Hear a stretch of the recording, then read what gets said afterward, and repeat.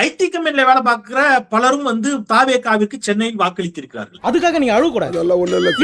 நீங்க அழுவுறீங்க. இல்ல சார், இல்ல கண்ணு கலங்குது. இவன் எவனாவது சோத்துல முன்னாடி தட்டுல சோறு போட்டு உட்கார்ந்து இருப்பான். அந்த சோத்தை சாப்பிடுறான்ல, அந்த சோறுல உப்பு போட்டு சாப்பிடுறான்ல, அந்த சோறு திராவிட முன்னேற்ற கழகம் அவனுக்கு தந்த சோறு. என்னது ஒரு பேச்சுக்கு சொன்னா உடனே நல்ல சிறப்பா பிக்கிறாங்க.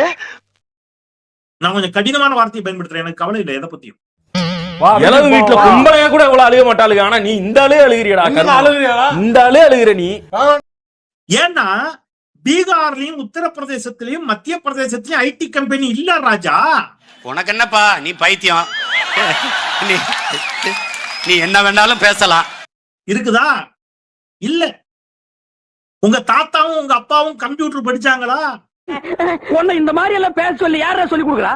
என் மூளை என்ன முதுகுலயே வச்சிருக்க? அமெரிக்காவுக்குலாம் அப்படிலாம் போய் அங்க கிரீன் கார்டு எல்லாம் வாங்கி செட்டில் ஆகுறீங்கல்ல, அது அனைத்துக்கும் விதை போட்டது திராவிட முன்னேற்ற கழகம். ஏப்பா அழுகுற முருகேசா?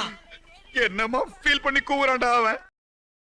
கலைஞர் அன்றைக்கு கணினி படிப்பை பற்றி, கம்ப்யூட்டர் படிப்பை பற்றி திட்டம் தீட்டிக் கொண்டிருந்த பொழுது சங்கவி கூட டான்ஸ் ஆடிட்டு இருந்தாரு நடிகர் விஜய். அது நல்லா கத்தியது, கதறியது, ஊரை கூட்டியது.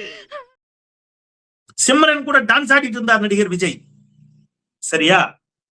நான் தப்பு சொல்லல, அது அவருடைய தொழில். பெரிய விஷயம்.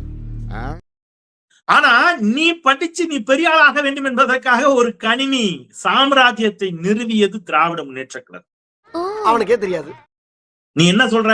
அந்த திமுக வேண்டாம். இத கேட்ட மாப்பிள மனசு என்ன பாடுபடும். அழக்கூடாது மாப்பு, நமக்காக ஜனங்க இருக்காங்க.